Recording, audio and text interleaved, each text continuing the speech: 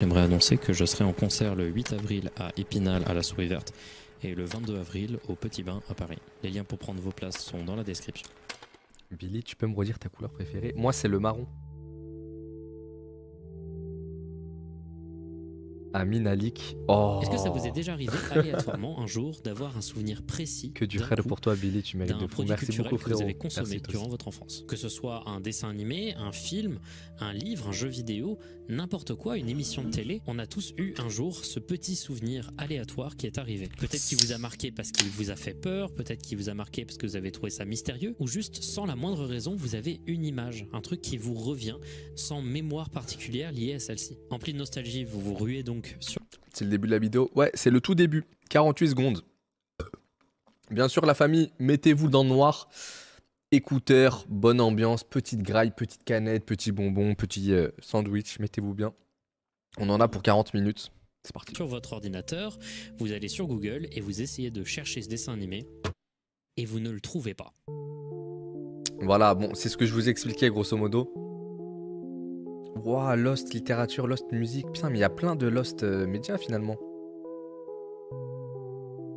C'est chelou parce que moi, dans ma tête, Vous demandez à des gens autour de vous, je me rappelle de certains rien voient de quoi vous voulez parler, de quand j'étais petit. d'autres pas du tout, et aucun n'arrive à le retrouver. Et bien cette expérience, c'est un des trucs qu'on voit le plus sur des forums orientés sur la nostalgie depuis les débuts d'Internet. Si en général ces efforts collectifs pour retrouver ces souvenirs d'enfance arrivent en effet à retrouver des archives, ce n'est pas toujours le cas. Et dans ce cas-là, on parle du cas de Lost Media, un sujet dont j'ai déjà parlé pas mal sur ma chaîne. Les Lost Media, ou médias disparus ou médias perdus, c'est toute cette catégorie de l'espace culturel qui a disparu complètement sans le moindre archivage et qui est activement recherché par des communautés sur Internet, dont la très célèbre communauté du Lost Media Wiki. Les Lost Media, ça a commencé à devenir une sorte de mode autour des années 2019-2020, lorsque des chaînes comme Blame It on Horror et All Things Lost ont commencé à marcher et que le Lost Media Wiki a commencé à avoir une base d'utilisateurs assez élevée. On parle ici de centaines voire de milliers de personnes qui d'un coup se réunissent ensemble et se disent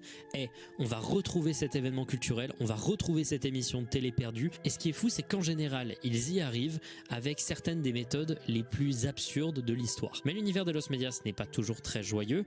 Parfois, on tombe sur des sujets qui sont plus sombres, plus mystérieux, voire même véritablement terrifiants. Dans cette vidéo, qui va très probablement être découpée en 3, on va se pencher sur plusieurs cas de Lost Media que je trouve intéressants, mystérieux ou terrifiants, que ce soit dans le contenu du Lost Media ou bien dans les efforts de recherche qui ont été amenés pour espérer pouvoir le retrouver. Et en l'occurrence, cette première partie de vidéo mettra plus en avant les capacités de recherche du Lost Media Wiki et des communautés qui gravitent autour, car on va se pencher ici sur des cas de Lost Media qui ont été retrouvés récemment ou pas. Chacun ont été retrouvés avec des méthodes de recherche que je trouve hyper intéressantes, ou alors il s'agit de Lost Media qui, dans leur nature, sont hyper intéressants. Vous allez voir, ça va être surprenant. Sur ce, sans plus attendre, laissez-moi vous plonger à l'intérieur de l'univers des Lost Media avec ma vidéo la plus extensive sur le sujet et En parlant de Lost Media, ça me rappelle sa dernière vidéo, je crois, de Lost Media à Feld Up, où le mec il cherchait un dessin animé avec un homme avec une longue barbe qui sortait d'une pendule la nuit. Et du coup, le Lost Media il a été retrouvé. Et en contactant, je crois que les réalisateurs du dessin animé carrément, et c'était assez terrifiant, mine de rien. Pour un dessin animé pour gosses, franchement, j'en garde un bon souvenir cette vidéo. Clockman, voilà, un truc comme ça, Clockman, exact. c'est un des cas les plus fascinants que j'ai pu traiter sur ma chaîne.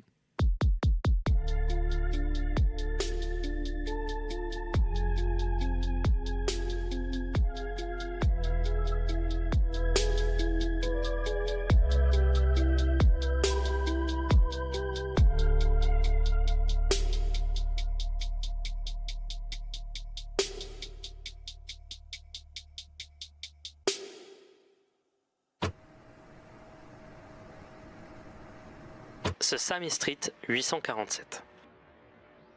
En France, Sesame Street, ou Un rue Sésame, c'est connu vaguement, mais ce n'est pas le monstre de culture que c'est aux États-Unis. On visualise vaguement les personnages comme Elmo, le Cookie Monster ou Big Bird, mais c'est vraiment pas francophone, malgré quelques portages qui ont moins bien marché. La création de Sesame Street revient à la fin des années 60, lorsqu'un groupe de sociologues souhaite créer un moyen pour les enfants issus de la pauvreté d'avoir accès à des formes d'enseignement abstrait, et donc lutter contre la déscolarisation et l'échec scolaire. Ces sociologues vont se pencher sur la télévision et créer CTW, CTW, Children's Television Workshop, ou Sesame Workshop aujourd'hui, une organisation non lucrative qui va produire des séries pour très jeunes enfants sur le service public, le PBS Kids américain, dès 1969 avec les premiers épisodes de Sesame Street. Cette série est depuis 2006 la série télévisée pour enfants la plus regardée dans le monde entier, et c'était déjà un monstre d'audience très tôt dans sa conception. Aujourd'hui, la série compte plus de 4600 épisodes, ce qui est suffisant pour en regarder un différent tous les jours pendant 12 ans et demi, donc il est tout à fait normal que au sein de cette liste monstrueuse d'épisodes se trouvent forcément quelques controverses. Un exemple de controverse par exemple, pendant un temps le personnage de Big Bird avait un ami imaginaire qui revenait assez régulièrement et à chaque fois qu'il en parlait à ses amis, ses amis ne le croyaient pas. Cet arc lié à l'ami imaginaire a causé une énorme controverse. En effet, il faut prendre des énormes pincettes quand il s'agit de réaliser de la télévision pour très jeunes enfants. Les messages et les histoires doivent être millimétrés pour être sûr que ça rentre bien. Parce que je vous laisse réfléchir 5 secondes au problème que ça pourrait causer de dire à des enfants que s'ils disent un truc à des adultes qui paraît complètement invraisemblable, ceux-ci ne vont pas le croire et le faire se sentir honteux. Voilà, vous avez compris, c'est pas bien. Il y a aussi d'autres controverses un peu moins intéressantes mais très drôles, genre quand en 2011, leur chaîne YouTube a été hackée et a été remplacée par du porn. Bref, moi ce qui m'intéresse c'est pas ça, mais un truc qui sera peut-être un jour un findings dédié, c'est-à-dire les épisodes bannis. Comment ça, banni? Que ce soit quand on a fait chanter au personnage Lucy in the Sky with Diamonds, un morceau très connoté LSD et psychédélique des Beatles, ou quand on leur a fait chanter du Chris Brown un an à peine avant les premières affaires de violence conjugale avec Rihanna, ou quand des paroles d'un morceau de musique font penser à des parents qu'on encourage leurs enfants à avoir des contacts inappropriés avec des adultes. Oh.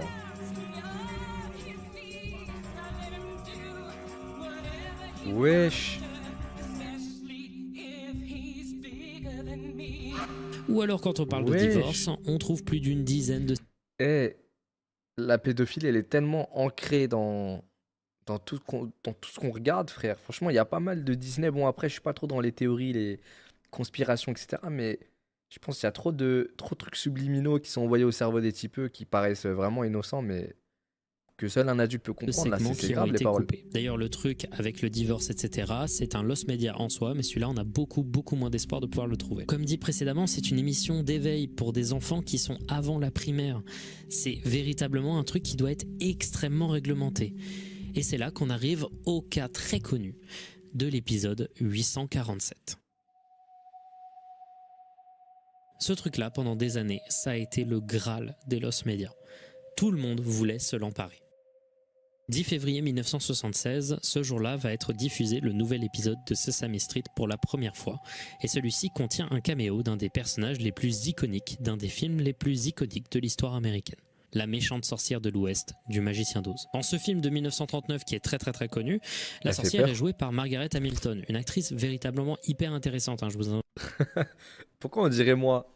Attendez, je vous montre, pardon. Oh non, j'ai bugué la caméra. Oh non, pourquoi je suis con? Wesh! Ah non, la caméra elle est pas buggée. Mais wesh, je fais comment? Mais wallah, j'ai jamais vu ça de ma vie. Wesh. Normalement, la caméra, je peux la déplacer genre que vraiment comme ça, genre ou en haut ou en bas. Mais attends, mais comment j'ai fait ça? Allez, un petit effort. Encore un peu. Ah, bon, nique sa mère, je vous montre pas à quoi ressemble, c'est bon, c'est pas grave. Invite à vous intéresser à sa vie, elle est trop cool cette meuf, et son jeu d'acteur de la sorcière est un des trucs les plus mémorables du film. Faire un caméo d'un personnage aussi important de l'histoire américaine avec la même actrice qui l'avait joué dans le film 30 ans après, à la télévision, dans une émission télé pour enfants, ce serait hyper méta pour l'époque, pour les enfants. L'épisode devait, selon des articles de journaux de l'époque, traiter du sujet de la peur, du contrôle de celle-ci et du fait de créer des plans et des méthodes pour résoudre des problème. Le scénario était simple, la sorcière fait tomber son balai du ciel et est ramassée par le personnage de David. David refuse de lui rendre le balai et la sorcière répond en le menaçant de transformer le personnage de Big Bird en plumeau et d'autres châtiments. Donc l'épisode est diffusé ce 10 février 1976 et ce sera la seule fois qu'il sera diffusé à la télévision. Parce qu'il va provoquer un énorme tollé. Wow. Mais déjà, le synopsis, ils se Des sont pas dit tonnes que de y avait... lettres seront ça envoyées allait à la pas, genre. CTW. Mes deux enfants, 3 ans et presque 5 ans, l'ont trouvée tout simplement effrayante et nous avons dû éteindre le poste alors qu'il était en train de pleurer. Ensuite, hier soir, ils se sont tous réveillés en pleurant, avec des cauchemars à propos de la sorcière méchante de Sesame Street. La sorcière qui visite vos programmes terrifie vraiment ma fille. Ce personnage en particulier a déjà été critiqué par 3 autres parents. Je pense que la sorcière était peut-être un peu trop pour les enfants en bas âge. Comment leur expliquer qu'elle n'est pas réelle? Je n'aime pas la sorcière qui est dans Sesame Street. Ne la mettez plus s'il vous plaît, j'ai peur de elle. Hilary, 3 ans et demi. J'ai Il y a peur de également eu elle. d'autres réactions, toujours négatives, mais qui cette fois-ci étaient peut-être un peu plus américaines. J'ai remarqué récemment que vos programmes parlent beaucoup de sorcières, de boules de cristal, etc. La raison pour laquelle cela m'inquiète, c'est que les sorcières ne sont pas de la fiction, mais elles existent dans le satanisme et le culte de Satan. Bref, vous comprenez, l'émission venait de recevoir l'une des réactions négatives les plus agressives qu'ils avaient reçues depuis le début de l'émission. Et comme ça a été créé par des sociologues, premier réflexe, faire une étude. C'est simple, ils vont sélectionner 26 enfants, leur faire regarder en groupe l'épisode et mesurer leur réaction ensuite. La conclusion de toute la controverse et de cette étude, l'épisode est banni et on n'en reparle plus jamais. Wow. Et lentement, c'est devenu une légende urbaine. C'est-à-dire que les gens qui avaient 3 ans en 1976, au début d'Internet, sur les forums, Franchement, j'y crois bien sûr, mais j'y crois pas. Qui a pensé à enregistrer ça en 1976, sachant que c'est passé qu'une fois à la télé? Genre, qui s'est dit, vas-y, je vais record. Je sais même pas comment comment ils enregistraient à l'époque, mais je trouve ça fou. ils en avaient 30. Et ils n'étaient pas certains de leurs souvenirs. Des tonnes de threads sur les forums vont apparaître à propos de cet étrange épisode qui les avait terrifiés. J'ai besoin de mettre les choses au clair. Est-ce que Margaret Hamilton a fait une apparition dans Sesame Street et a repris son rôle de la méchante sorcière de l'Ouest? Est-ce que c'était bien elle ou quelqu'un qui jouait un rôle similaire? Je ne me souviens pas de sa présence sur Sesame Street. Ce qui n'était à l'époque que des légendes urbaines a été confirmé quand il y a des articles de presse de l'époque évoquant cet épisode qui ont été retrouvés. Mais c'est simple, aucune trace de l'épisode en question, étant donné qu'à l'époque, rien ou presque rien ne permettait d'enregistrer une émission de télévision, encore moins une émission pour les enfants. En tout cas, quand on était un simple spectateur, c'était simplement impossible. Des recherches furent effectuées, notamment par des gens assez déter sur le Muppet Central Forum, qui parle de toutes les émissions utilisant donc des poupées de type Muppet. Le premier réflexe des utilisateurs du Muppet Central Forum sera de se poser la question de pourquoi il a vraiment été banni. Est-ce que c'était un problème de copyright ou est-ce que c'était bien parce qu'il était trop terrifiant? En effet, à l'époque, il y avait beaucoup moins d'infos et notamment l'étude qui avait été réalisée par Sesame Workshop n'était pas encore connue des chercheurs. Des gens proposaient également de regarder dans des registres d'épisodes, de voir des fiches de diffusion. Ils trouveront même une nouvelle photo de tournage, celle-ci, où on peut en effet voir Margaret Hamilton dans son personnage.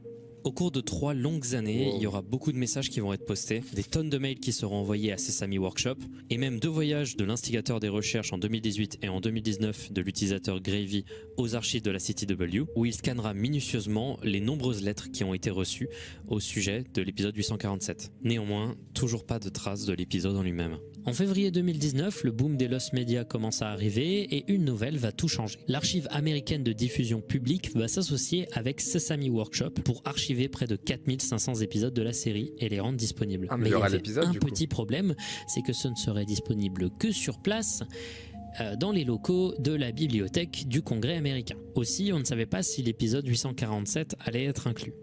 Et là, sans prévenir, t'as un utilisateur de Muppet Central qui va poster une screenshot de l'épisode. Ça paraît être rien, Ah, mais c'était la c'est preuve ouf que de la mettre ça cassette des originale existait encore. Ah, Tout le c'est monde était flippé. hypé. On ne savait pas exactement d'où elle venait, mais il semblait que c'était lié avec donc l'archive américaine. Alors que tout le monde était hypé Les gars, je sais que le RP est revenu, mais s'il vous plaît, laissez-moi regarder la vidéo. Je vous en supplie. Je vous demande que on ça, commençait laissez-moi terminer enfin à la vidéo. avoir des informations hyper Je suis à fond importantes dedans là. et on savait que l'épisode allait être inclus dans les archives.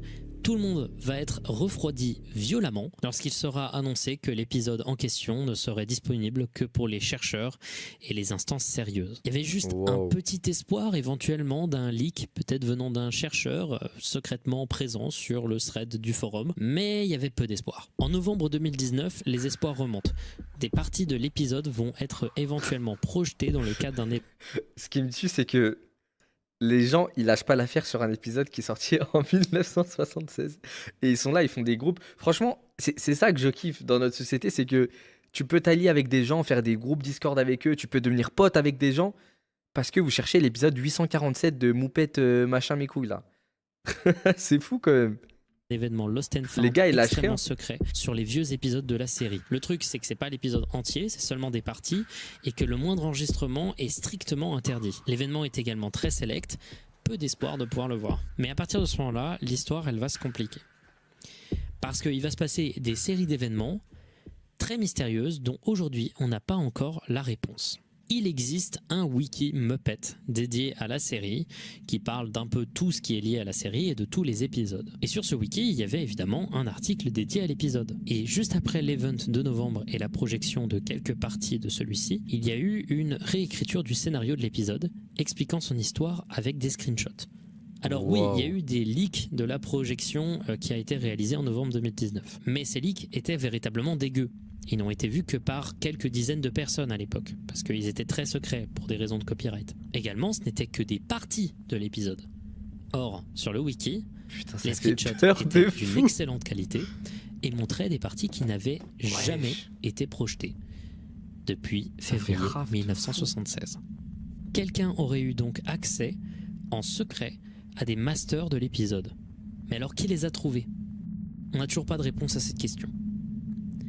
Mais encore plus fou, en 2021, t'as un communiqué qui est diffusé par l'archiveur qui dit que leur base de données liée à Sesame Street a subi des leaks importants. Et en 2022, un random utilisateur de Reddit crée un compte du nom de Sarsaparilla 170 qui complètement aléatoirement poste l'intégralité de l'épisode avec un lien méga vers l'épisode entier.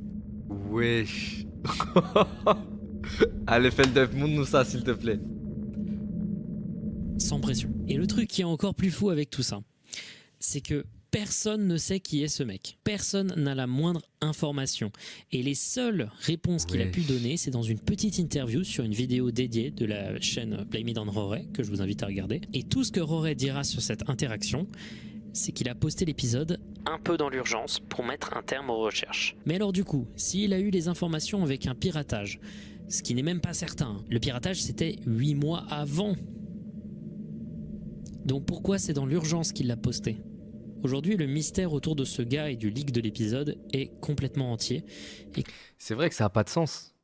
Et là, depuis 8 mois, donc pourquoi il dit ouais, je l'ai publié dans l'urgence? Ça aurait dû paraître il y a 8 mois Constitue un déjà. mystère à part entière que je trouve Eh les gars, si vous voulez du RP, allez sur d'autres lives. Pourquoi vous vous sentez piégé sur le mien? Vraiment, moi, je vais regarder Feldup là. Je suis à fond dans la vidéo, je vais regarder. Si ça vous plaît pas, partez. Si ça vous plaît, restez. Faites votre vie, les frères. Vous êtes des grands garçons. personnellement fascinant. From the looks of it, I know I'm not in Oz anymore. En ce qui concerne l'épisode en lui-même, eh ben, est-ce qu'il est terrifiant? On dirait Évidemment pas comme non, ça. surtout avec Ouais. un œil adulte. On Il y dirait a quand pas. même quelques moments qui sont quand même sacrément marquants pour les enfants. Ce genre d'effet qui arrive sans prévenir, Yes, I can. No, you can't. Wow. ou encore le ton en général de la sorcière qui est assez agressif. Et pour une personne qui n'est pas un enfant, comme vous et moi, eh ben c'est tout simplement un plaisir monumental de regarder cette pièce de l'histoire, surtout quand, comme moi, on adore Margaret Hamilton. Update Christine Chubbuck. Putain, déjà, pour un premier Lost Media, j'ai kiffé.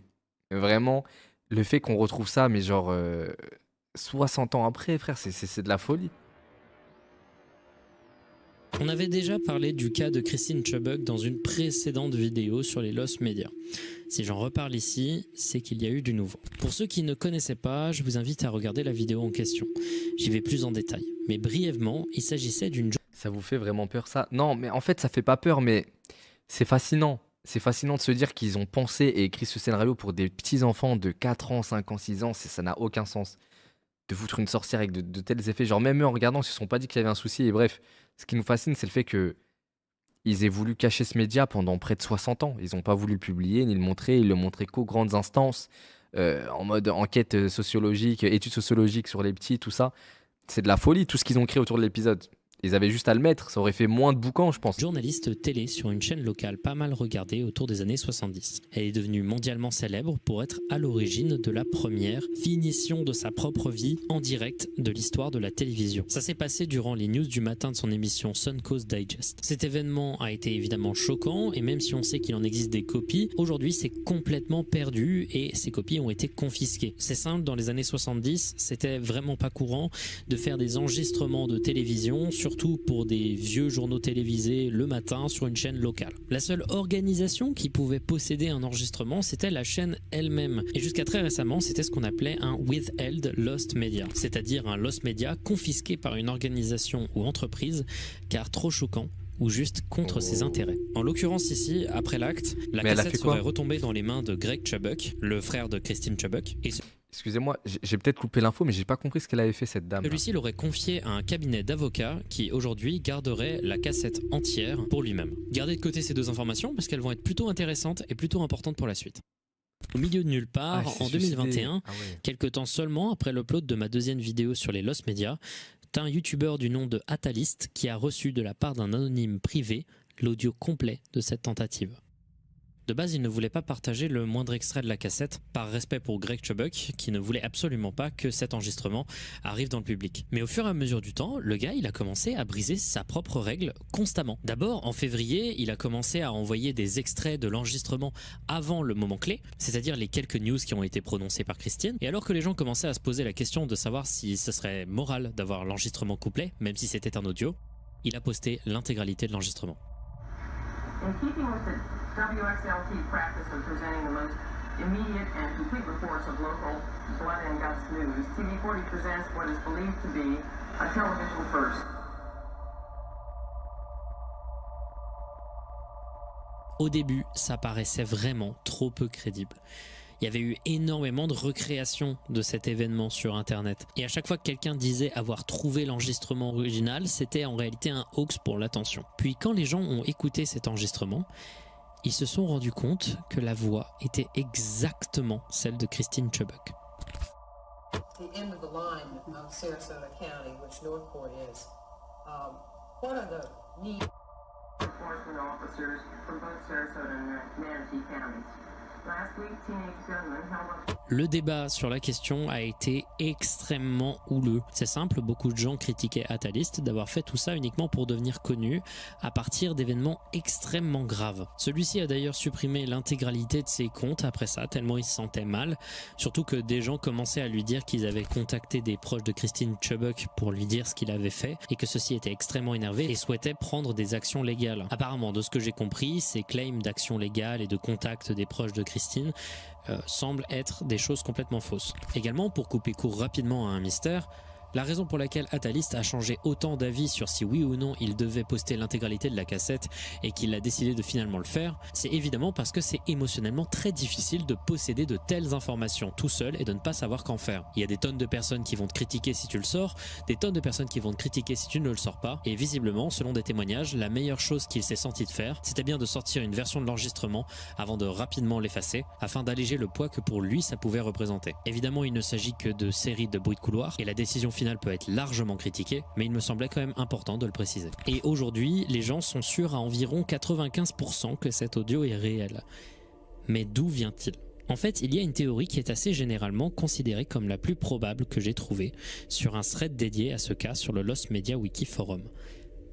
Mais elle s'est tuée comment à la télé? Elle s'est poignardée, genre? Elle a fait comment? Je comprends pas. À la fin du clip, juste après le coup de feu, on entend une voix dire « Waouh ». A television first. In living color, exclusive coverage. Waouh. Comme si elle était choquée, mais genre choquée non pas d'un truc qui vient de se passer sur un plateau, plus choquée en écoutant un enregistrement qui a été réalisé. Comme s'il s'agissait d'un enregistrement joué devant plusieurs personnes. Le waouh qu'on entend sonne tellement plus proche de l'enregistreur et d'une meilleure qualité. Vraiment, on entend l'enregistrement d'un enregistrement en réalité. Et surtout, on entend quelqu'un arrêter vite l'enregistrement à la fin, comme si quelqu'un dissimulait un dictaphone. Et si on écoutait en réalité un enregistrement pirate d'une écoute faite par la police, probablement également pour écrire le transcript textuel de ce qu'elle disait avant sa mort, qui tournait déjà depuis un long moment. Mais plus probable encore, est-ce qu'on serait pas en train d'écouter quelqu'un qui travaille pour le cabinet d'avocats qui garde soigneusement la cassette pour eux? Probablement un employé qui... C'est vrai que c'est pas clair. Genre, pourquoi cet enregistrement, c'est 2 enregistrements finalement? Genre, ça sort d'où? Et pourquoi est-ce qu'on aurait réenregistré un staff de police, de policiers qui écoutent l'enregistrement, dont la meuf qui dit waouh, enfin la policière qui dit waouh en écoutant le truc, c'est chelou. Enfin, Il doit certainement beaucoup s'amuser à montrer cet enregistrement à plusieurs de ses collègues. C'est selon moi la théorie la plus probable. Quelqu'un sans avoir le droit à jouer cet enregistrement à quelqu'un, ok. cette même je capte. personne l'a enregistré. Ok, En c'est bref, il s'agit d'une des avancées les plus sombres et incroyables de l'histoire des Lost Media que beaucoup pensaient ne jamais voir un jour. Ah ouais, quand même, c'est terrifiant. En direct à la Godspeed you télé. Black Emperor, all lights on the REM ruling. Godspeed You Black Emperor, c'est un groupe canadien et québécois de post-rock que personnellement j'adore viscéralement. Ils se sont formés en 1994 à Montréal et sont responsables de certains de mes albums instrumentaux préférés, dont notamment le dark et déprimant A-Sharp F-Sharp Infinity et aussi le légendaire Lift Your Skinny Fists Like Antennas to Heaven. Un jour posez-vous pendant une après-midi si vous êtes déter et jouez l'intégralité de l'album du début à la fin sans pause en regardant le plafond en dormant. C'est franchement des expériences assez inoubliables. Mais quand le groupe s'est créé en 1994, une autre légende du Lost Media s'est créée. Leur premier vrai album ne serait pas le génial A-Sharp F-Sharp Infinity, mais bien une cassette beaucoup plus primitive qui n'a été créée qu'en 33 exemplaires, c'est extrêmement peu, le très étrangement désigné All Lights on the REM Ruling. C'était une époque où le groupe En fait, ce Lost Media, il me rappelle.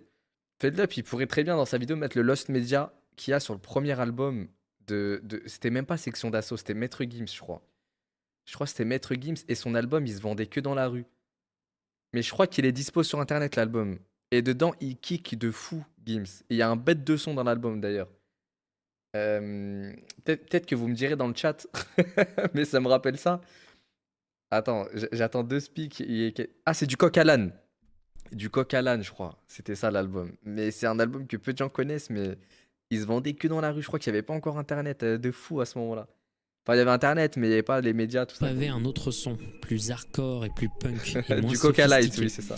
Cette cassette était considérée un peu comme le plus grand Lost Media musical Du coup, c'est qui pas Lost existe, Media, non, avec évidemment j'avoue. d'autres trucs, notamment 2-3 Lost Media des Beatles, mais dont je parlerai peut-être un jour une autre fois. Dans la tête des gens, personne ne pouvait posséder cette cassette, à l'exception du label de Godspeed qui possédait visiblement des trucs liés à l'album. Attendez, voilà, je commence à avoir peur. Je vais juste regarder derrière moi, genre, je veux juste vérifier qu'il n'y a personne et je reviens.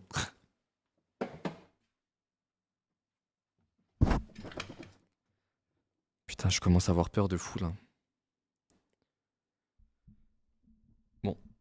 Sans plus de détails, mais qui n'était clairement pas chaud de communiquer dessus. Les seules infos qu'on avait provenaient de rares interviews avec le groupe qui eux-mêmes disaient que dans leur tête c'était tout simplement impossible qu'on puisse le réécouter un jour. La recherche sur internet...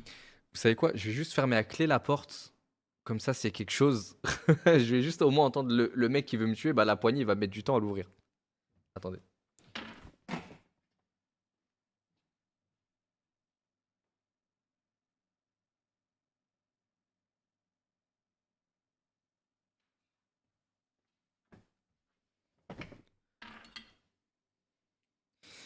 Ok, je peux pas fermer la porte. Y a rien pour la fermer.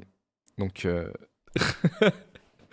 donc tentative pour me sécuriser qui a échoué. Internet ne tranquille. va mener nulle part jusqu'en 2013. En 2013, on aura en effet les premiers claims que quelqu'un possédait véritablement cette cassette. Un individu sur Reddit nommé Casquette Jack, qui aujourd'hui a supprimé son compte, explique qu'un jour dans les années 90, il se baladait dans un endroit appelé Room 201 Records dans la ville de Moncton au Canada. Il adorait acheter des démos de groupes locaux de nouveaux endroits qu'il visitait, et à un moment, t'as un mec qui lui a dit Eh, prends cette cassette, écoute, c'est trop bien ce groupe. il va prendre la cassette, il va la ramener chez lui et l'écouter, et trouver ça vraiment pas fou. Bref, il va la mettre dans un sac et ne plus y penser pendant un long moment. Et il va la retrouver quand il fera du ménage en 2013. Il va chercher sur Google et tomber sur le cul. Il a en main une légende de la musique. Il se décide de poser la question sur le subreddit musique et pose des photos sur Imgur de la cassette. Wow. Mais c'est quoi cette cover de fou là? C'est quoi cet enfant qu'on. Ils lui font quoi là? Il la montre dans tous les sens, tous les détails, c'est assez légendaire, mais on n'entend toujours pas le moindre bruit venant de cette cassette. Les gens veulent des extraits. À ce moment-là, il va mettre 2 petits morceaux parmi les 27 de la cassette, et après, silence radio.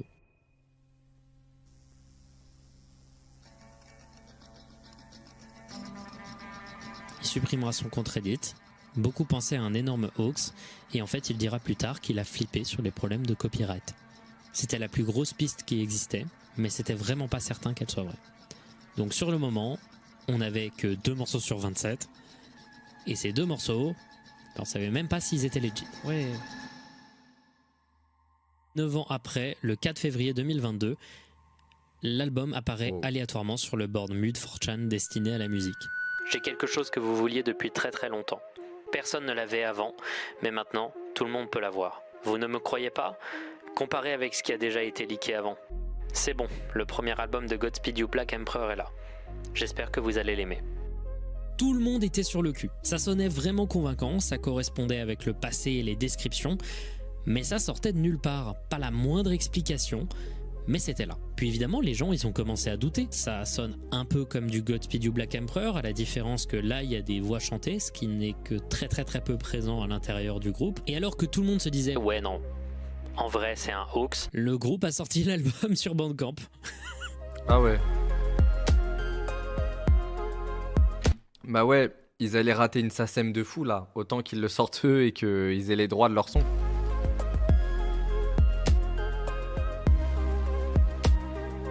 Seulement 10 jours après, le premier album de Godspeed You Black Emperor était disponible sur Bandcamp par le groupe, donc ouais, c'était legit. Bref, un des plus gros lost media de l'histoire de la musique est maintenant disponible. L'album est vraiment bizarre en vrai, hein, c'est plutôt étrange à écouter, et ça ne correspond pas vraiment au son du groupe, mais encore une fois, on ne sait toujours pas pourquoi Casket Jack a refusé de montrer tout l'album, et on ne sait toujours pas d'où vient ce leak.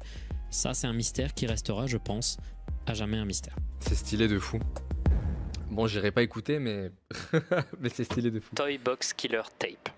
Wow, il y a Feldup sur le chat. Qu'est-ce qu'il a dit, le petit Feldup?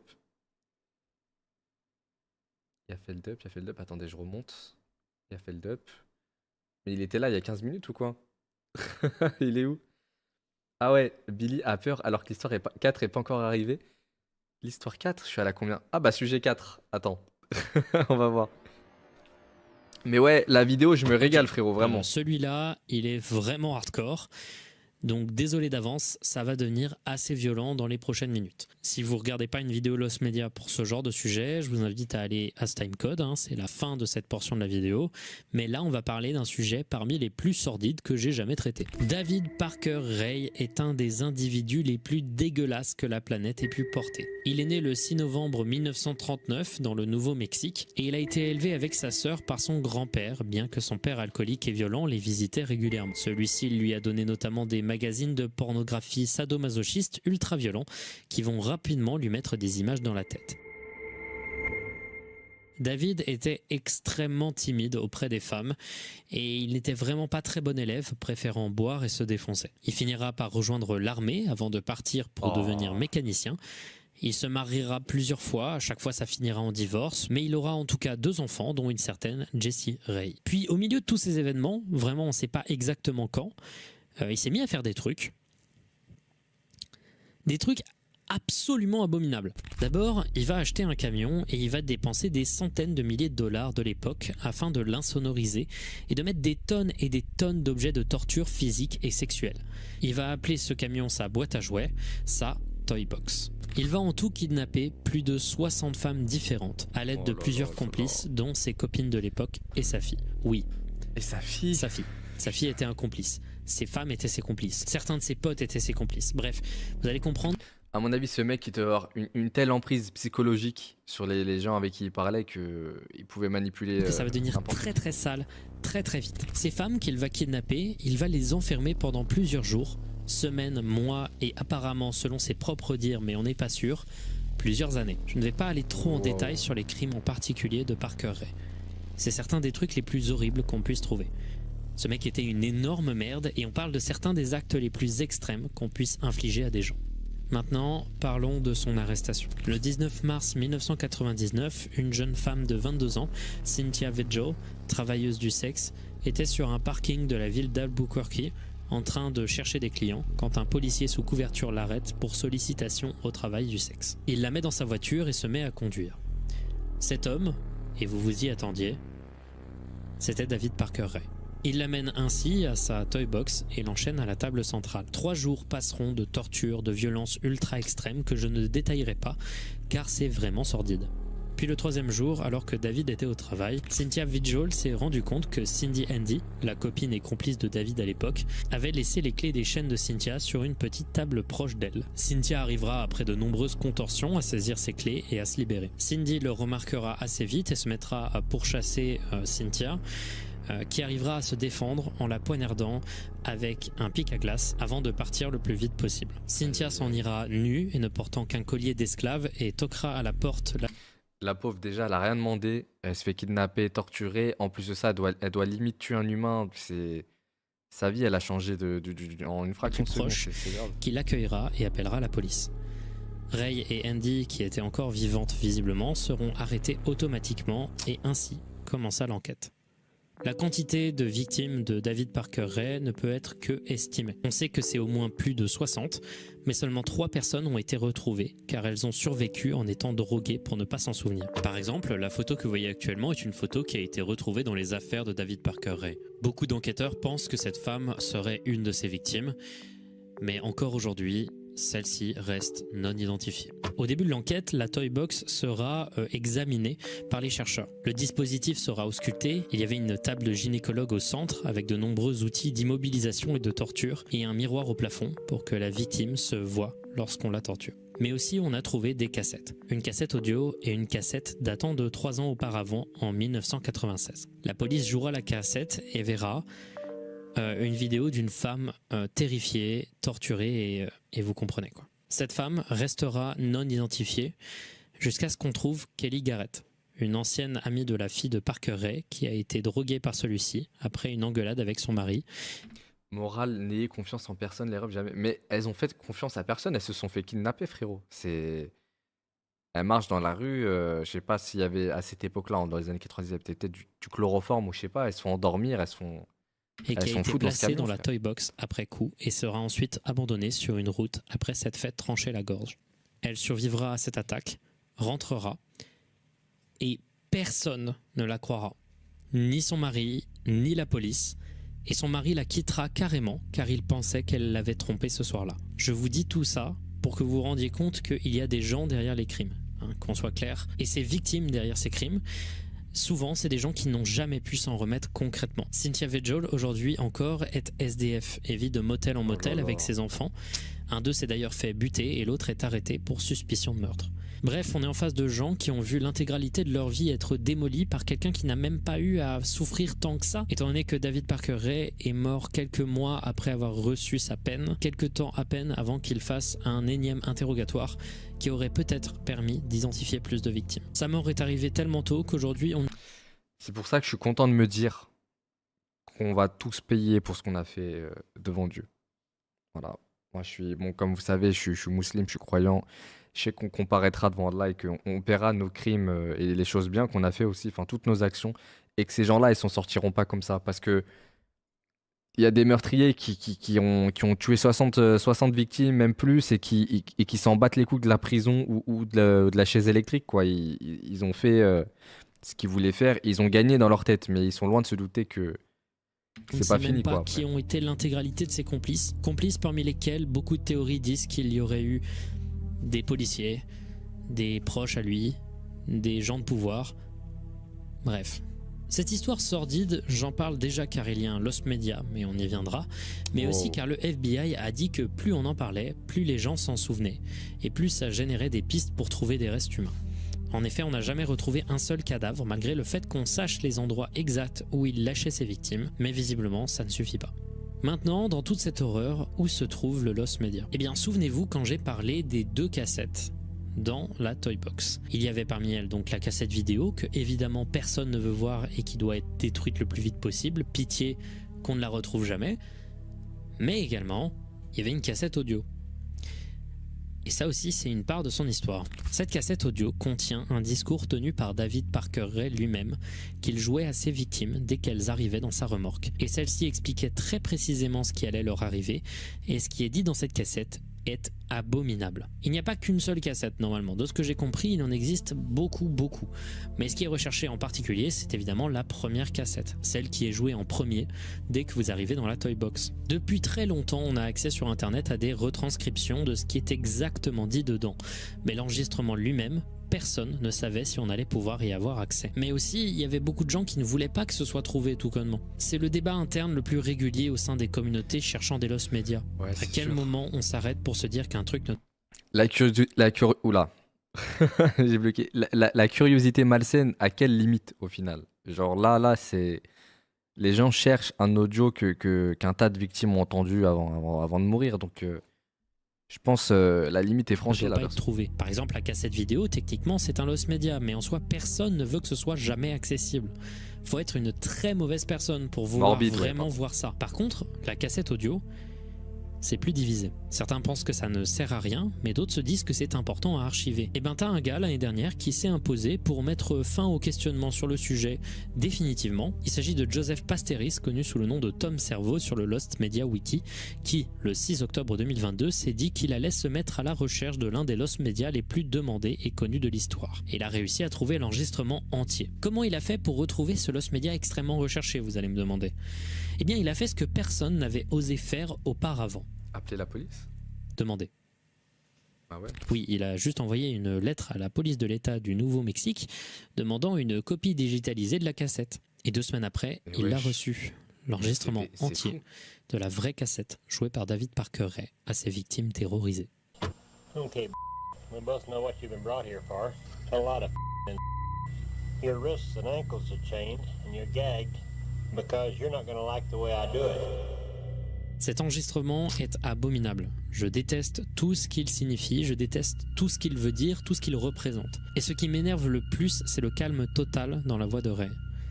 Cet homme peut être n'importe qui, et il a détruit tellement de femmes et de familles qui ne sauront probablement jamais qu'il en était responsable. Il existe d'autres parties et d'autres cassettes, comme je vous l'avais dit auparavant, qui en tout font plus d'1 heure d'instruction. Mais je pense qu'il faut s'arrêter à celle-ci, et laisser cette personne, ainsi que ses complices tous libres aujourd'hui, pourrir, en espérant qu'on les oublie à jamais. Short subject. Ah ouais, la partie 4, c'est vrai que c'était un gros morceau. Moi, c'est pas ce que je préfère le plus dans les Lost Media. Moi, vraiment, mon délire, ça reste les dessins animés perdus. les, les émissions de télé un peu creepy, où tout le monde gardait un souvenir assez négatif du truc. Il y a des années, tu vois, qu'on essaie de retrouver. Mais là, ouais. Là, c'est fou. Je sais pas comment la police du Mexique a pu lâcher la cassette aussi facilement. Peut-être que le mec, là, John Servo, je sais pas quoi, là, il s'est peut-être fait passer pour je sais pas, quelqu'un issu de la famille d'une des victimes et qu'il estimait être en droit de demander ça et tout. Peut-être qu'il l'a envoyé, je sais pas. Mais ouais, c'est hardcore, hein.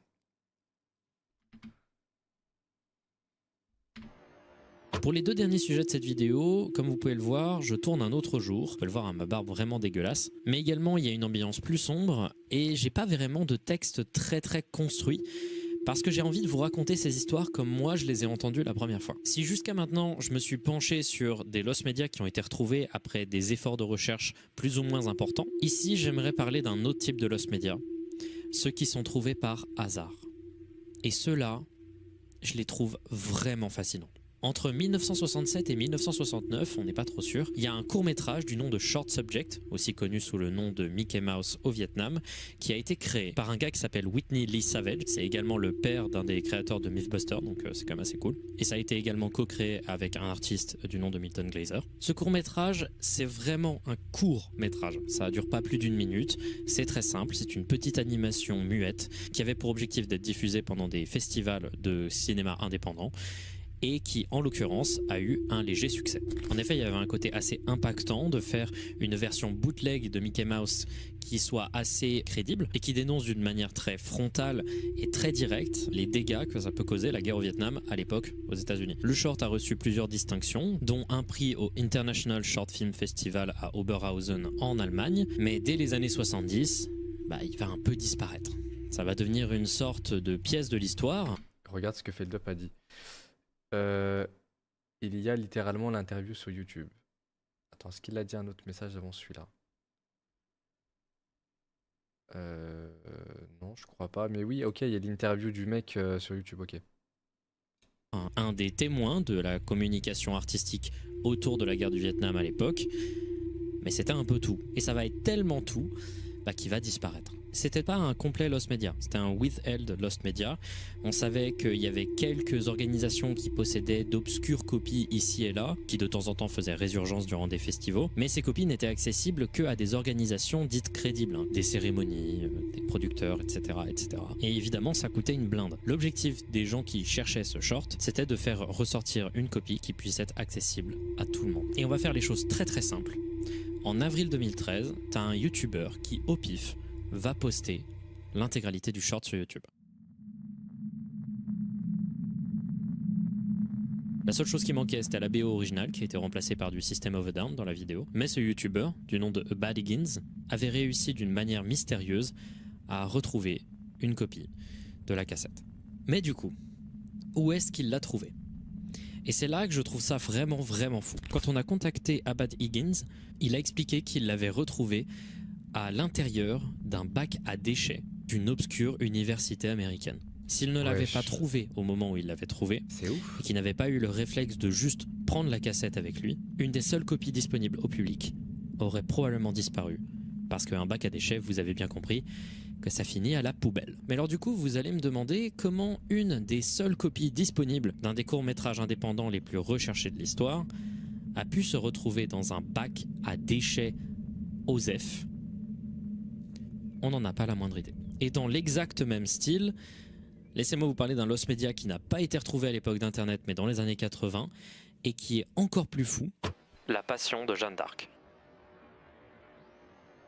La Passion de Jeanne d'Arc, c'est un film français qui a été réalisé par Karl Dreyer en 1927 et qui a été projeté en 1928 pour la première fois. C'est un des derniers gros films muets de l'histoire. Il avait été tourné à l'origine pour être parlant, mais malheureusement, à cause de problèmes techniques, c'est resté un film muet. Du coup, c'est une sorte de mélange un peu étrange des deux genres et c'est en vrai hyper intéressant pour l'histoire du cinéma, évidemment. Le film a été considéré à l'époque comme un chef-d'œuvre. Il a été extrêmement apprécié par la critique, mais d'un point de vue entrée en salle, ça a été un de désastre, tellement qu'il y a eu des procès entre la Société Générale et le réalisateur Dreyer autour des questions de financement, de censure qui a été réalisée par la Société Générale pour pas offenser les chrétiens, ce genre de trucs. Bref, c'est un film qui a de l'histoire, qui est important et qui pourtant, à un moment, a complètement disparu. En effet, à cause de son échec en salle, des controverses qu'il a créées, il sera très vite retiré des salles et ce sera un des premiers films qui va disparaître par un des plus gros fléaux des Lost Media datant d'avant les années 40, les feux de studio, à cause de la composition des pellicules de l'époque, qui étaient faites en nitrate d'argent. Le film a été projeté pour la première fois en 1928 et dès 1929, les dernières copies connues avaient brûlé. C'était un désastre et le film est devenu connu dans l'histoire du cinéma, mais il n'était disponible que dans des extraits de copies extrêmement douteuses.